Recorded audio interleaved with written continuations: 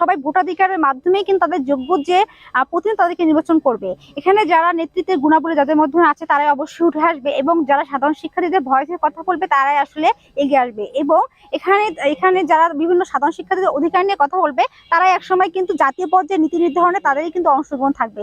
তো একজন নারী শিক্ষার্থীদের বিভিন্ন নানামুখী সমস্যা একজন নারী শিক্ষার্থী সব থেকে বেশি ভালো বুঝতে পারবে। এই জন্য আমি নারী শিক্ষার্থীদের অধিকার, তাদের যে বিভিন্ন সমস্যা, নানামুখী সমস্যা আসলে রাষ্ট্রের মাধ্যমে নিশ্চিত করতে চাই, এই সমস্যাগুলোর সমাধান। এই জন্য আমি আসলে রাষ্ট্রতে নিজের অংশগ্রহণ নিশ্চিত করেছি। রাষ্ট্রতে জয়লাভ করলে আমার অবশ্যই কাজ হবে পুরুষ ভাইদের সহযোগী হিসেবে কাজ করা এবং নারীদের যে সমস্যাগুলো সেগুলো নিয়ে কাজ করা। আমরা ক্যাম্পাসে নারীদের কি সমস্যা দেখি সেটা প্রথমে চিহ্নিত করতে হবে।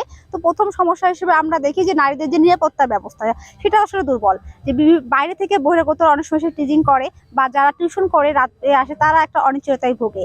আমাদের বিভিন্ন বিভাগে শিক্ষক কর্তৃক নারী শিক্ষার্থীদের যে যৌন যে হয়রানি করা হয় সেটা আসলে একটা বিশেষ সেল গঠন করা।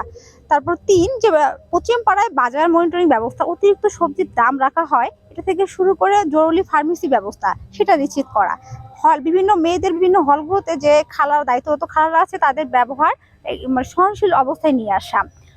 তারপর আমাদের যে মেডিকেল সেন্টার আছে সেই মেডিকেল সেন্টারে ৯,০০০ নারী শিক্ষার্থী থাকলেও নারী বিশেষজ্ঞ কোনো স্পেশাল গাইনি ডাক্তার নেই। আমি অবশ্যই এটা নিশ্চিত করব যে আমাদের মেডিকেল সেন্টারে একজন অবশ্যই যে নারীদের জন্য গাইনি বিশেষজ্ঞ ব্যবস্থা করা।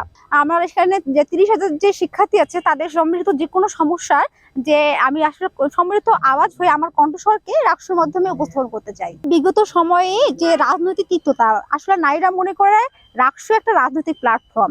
সেখানে যে বিগত সময় বিভিন্ন ধরনের যে রাজনৈতিক মতাদর্শ ছিল সেখান থেকে নারীরা আসলে অনেক তিক্ত অভিজ্ঞতা দেখেছি ইতিমধ্যে, এবং তারা এই জন্য আসলে রাজনৈতিক প্ল্যাটফর্ম ভেবে আসলে অনেকটা বিমুখ। তার পাশাপাশি দেখা যায় যে সাইবার বুলিং বর্তমানে অনলাইন একটা বড় প্রচার মাধ্যম, কিন্তু অনলাইনে নারীদের বিভিন্ন ধরনের যে বডি শেমিং থেকে শুরু করে বিভিন্ন ধরনের যে ফ্ল্যাশ শেমিং গুলো করা হয় সেগুলো একটা ব্যাপার। তারপরে তার একজন নারী শিক্ষার্থী অনেকটা মানে অনেক ভুক্তভোগী হয়, এবং তার এই যে চরিত্র নিয়ে কোনো কথা বলা হবে কিনা, আশেপাশের মানুষ থেকে কিভাবে মূল্যায়ন করবে এবং তার পরিবার পর্যন্ত সেগুলো যাবে কিনা সেগুলো নিয়ে সে আসলে অনেক দ্বিধাদ্বন্দ্বের মধ্যে ভোগে, এবং এই কারণে আসলে নারী শিক্ষার্থীরা রাষ্ট্র নিয়ে বিমুখ। সবাই ভোটাধিকারের মাধ্যমেই কিন্তু তাদের যোগ্য যে প্রতিনিধি তাদেরকে নির্বাচন করবে। এখানে যারা নেতৃত্বের গুণাবলী যাদের মধ্যে আছে তারাই অবশ্যই উঠে আসবে, এবং যারা সাধারণ শিক্ষার্থীদের ভয়েসের কথা বলবে তারাই আসলে এগিয়ে আসবে। এবং এখানে যারা বিভিন্ন সাধারণ শিক্ষার্থীদের অধিকার নিয়ে কথা বলবে তারাই একসময় কিন্তু জাতীয় পর্যায়ে নীতি নির্ধারণে তাদেরই কিন্তু অংশগ্রহণ থাকবে।